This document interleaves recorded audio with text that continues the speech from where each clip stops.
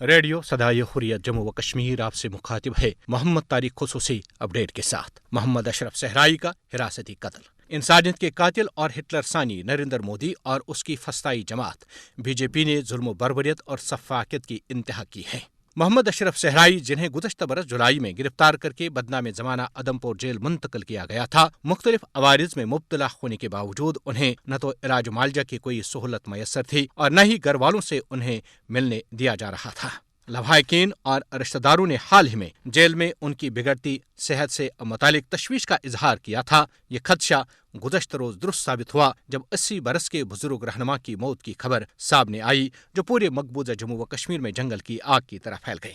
محمد اشرف صحرائی کا منصوبہ بند حراستی قتل پوری دنیا کے ضمیر کے لیے ایک کھلا چیلنج ہے، کیونکہ جیل میں محمد اشرف صحرائی تک کوئی رسائی نہیں تھی، جو قیدیوں سے متعلق جنیوا کنونشن اور بنیادی انسانی آزادیوں کی نہ صرف سنگین خلاف ورزی بلکہ ایک جرم ہے جسے کسی صورت معاف نہیں کیا جا سکتا۔ ایک تو محمد اشرف صحرائی کا جیل میں منصوبہ بند قتل کیا گیا، دوسرا راتوں رات ان کی میت ان کے آبائی علاقہ ٹکی پورہ لولاب پہنچائی گئی۔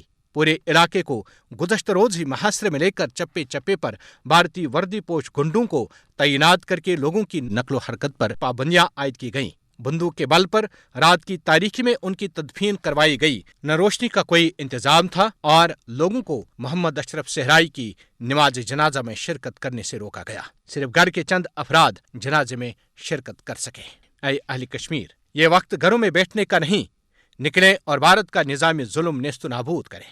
اٹھیں اور بھارت کے ایوانوں کو لرزہ بر اندام کریں، کیونکہ سفاق اور ظالم بھارت نے نہ صرف اہل کشمیر کا حق خود ارادت گزشتہ 73 برسوں سے غصب، بلکہ بھارتی غاصبانہ قبضے کے خلاف جدوجہد کرنے والوں کو چن چن کر قتل کیا جا رہا ہے۔ محمد مقبول بٹ اور محمد افضل گورو تہاڑ جیل میں تختہ دار پر لٹکا کر ان کا ماورائے عدالت قتل اور ان کی میتیں بھی جیل کے احاطے میں ہی دفن کرنا بھارتی ظلم و بربریت کی جیتی جاگتی مثالیں ہیں۔ آج محمد اشرف صحرائی کا ادمپور جیل میں حراستی قتل کیا گیا ہے۔ اے دنیا کے گونگے، بہرے اور اندھے منصفوں، کب تک مظلوم کشمیریوں کا خون بے دردی سے بہایا جاتا رہے گا اور تم خاموش تماشائی بنے رہیں گے؟ بھارتی جبر اور پابندیوں کے باوجود مقبوضہ جموں و کشمیر کے کئی علاقوں میں آج محمد اشرف صحرائی کی غائبانہ نماز جنازہ ادا اور دعائیہ مجالس کا انعقاد کیا گیا۔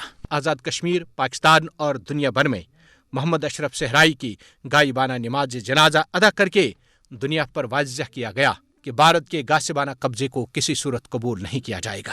آزاد کشمیر، پاکستان اور پوری دنیا میں انصاف پسند لوگ کل بھی اہل کشمیر کی پشت پر کھڑے تھے، آج بھی ہیں اور مستقبل میں بھی رہیں گے، تاکہ کسی اور محمد اشرف صحرائی کا حراستی قتل جیل کے اندر نہ ہونے پائے۔ خصوصی اپڈیٹ ختم ہوا۔